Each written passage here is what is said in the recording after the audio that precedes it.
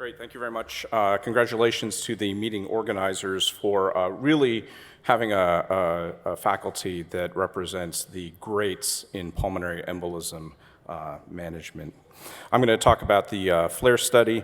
As a disclosure, I am currently employed by Inari Medical. So why even talk about pulmonary embolism? If you look at these curves here, you can see that for coronary artery disease, STEMI and non-STEMI, rates of mortality have decreased dramatically every 5 years due to improved pharmacology and diagnosis, but primarily due to definitive catheter-based therapy. However, one could argue that the improvements in mortality in PE therapy have not really been shown. And I think there's a paradigm in vascular care where myocardial infarction went from a state of anticoagulation to systemic thrombolysis and finally definitive catheter-based therapy. Stroke followed a similar evolution, and it's my prediction that venous thromboembolism will follow that same pathway. The FlowTriever system was a catheter system that was studied. The first generation device was studied in the FLAIR study. You can see that the tools involved a retraction aspirator as well as nitinol discs deployed in the clot to remove the clot. This study was published this year in JACC Interventions. You can see that it's a 20 French catheter that was placed in the pulmonary artery. You can see in real time the speed with which this can occur. And then the discs are deployed, clot is removed, and you can see dramatic clot resolution. The FLAIR study involved typical entry criteria for submassive pulmonary embolism, RV to LV ratio greater than 0.9. Patients who were in frank shock were not enrolled in this study, as well as other exclusion criteria that you see here. There was not an exclusion for increased bleeding risk. Because this is a non-thrombolytic strategy, we included patients who typically would not be enrolled in a thrombolytic-based study. And major adverse outcomes were defined as device-related death, major bleeding with the VARC2 definition, as well as treatment-related adverse events, including clinical deterioration. You can see that we treated 106 patients, average age about 56. 70% of them had concurrent DVT. Procedure time, this being a first-generation device as well as novice users, was significant at 1 hour and 39 minutes. And there were no technical complications despite this being an early user base. You've already seen the improvement in RV to LV ratio of about 0.39. And additional clinical outcomes, although ICU stay was not defined in the study protocol, 44 out of 106 patients did not use the ICU at all, and we had 3-day post-procedure hospital length of stay.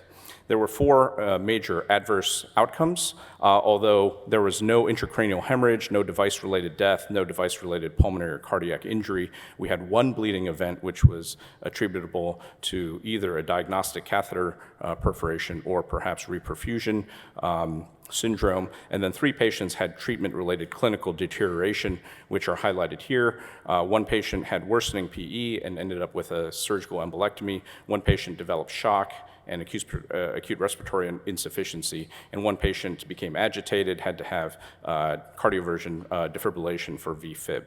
Of note, all of these patients, despite their complications, did well and survived to their 30-day follow-up. To put this into context, you can see that FLAIR looked at patients compared to catheter-directed thrombolysis, 0 TPA used with very similar improvement to in the RV to LV ratio. And of course, without the use of thrombolysis, then you see no intracranial hemorrhage and reduced major bleeding rates.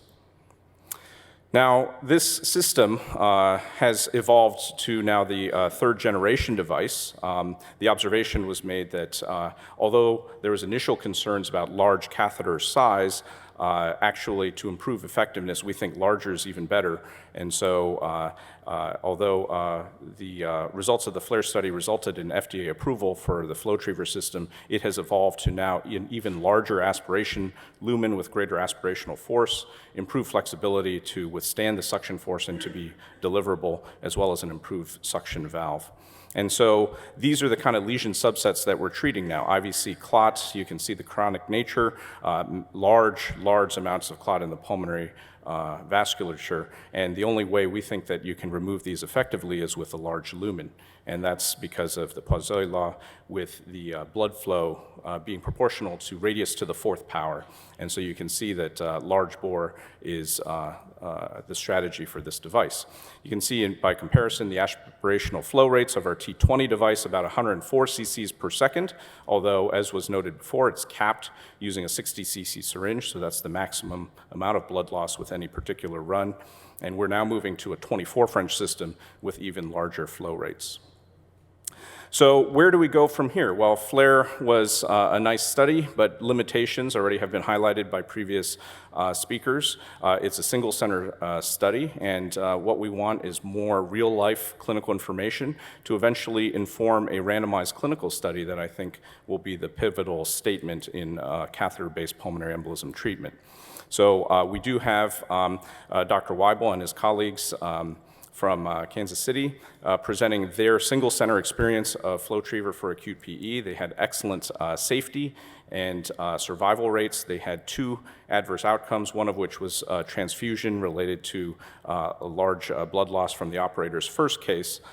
They had 100% technical success, as well as reduction in PA pressure in 88% of their patients. We're now interested in pursuing this further with the FLASH registry. You can see the criteria there. In summary, it's a 500-patient registry looking at real-world use of our device in acute pulmonary embolism of intermediate and high-risk patients. This is real-world, all-comer data. We're looking at acute hemodynamic improvement with pre- and post-procedure right heart catheterization, as well as follow-up looking at improvement in RV to LV ratio. There's also some interesting substudies in terms of improvement in VQ scanning afterwards. I do want to highlight kind of where we're going in pulmonary embolism investigation. As was noted previously, we have 2 different patient subsets that may have to be investigated differently. There's the very high-risk patients with massive PE. They're tough to get at with randomized data. We do have one retrospective study presented by Catalin Toma just a few months ago at TCT. He looked at 27 patients with massive PE or high-risk submassive.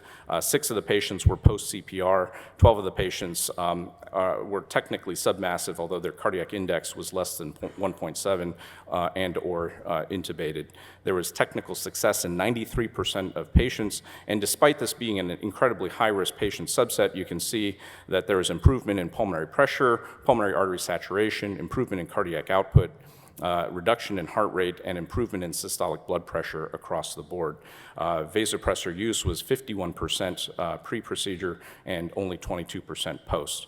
But I think the most dramatic finding in this retrospective study was the Kaplan-Meier curve of mortality. Basically, 1 patient died in this study and everybody else survived. Although this was a retrospective study and obvious criticisms regarding that, in this incredibly high-risk subset, I think this is very hypothesis generating. So where are we going with the evolution of vascular care? I think, as I said previously, we've seen this pattern before. Myocardial infarction, first treated conservatively, anticoagulation. There was a period of thrombolysis where we were very excited about reperfusion, but then because of the expected bleeding complications that we saw, move to definitive catheter-based therapy. Stroke has followed a very similar pattern. I think right now we're still in the early stages of investigating venous thromboembolism. There's a role for anticoagulation, there's a role for thrombolysis, but now we have another alternative, the only FDA-approved device for mechanical thrombectomy without thrombolysis for pulmonary embolism. So in conclusion, I think VTE remains a disease of significant morbidity and mortality. We have not seen significant outcome improvement despite advances in diagnosis and oral therapeutics, and now we have new catheter-based therapies that promise improvement without the risks of thrombolysis. Of course, I, along with all of the other speakers, are pushing for randomized clinical data to really move this field forward. Thank you very much.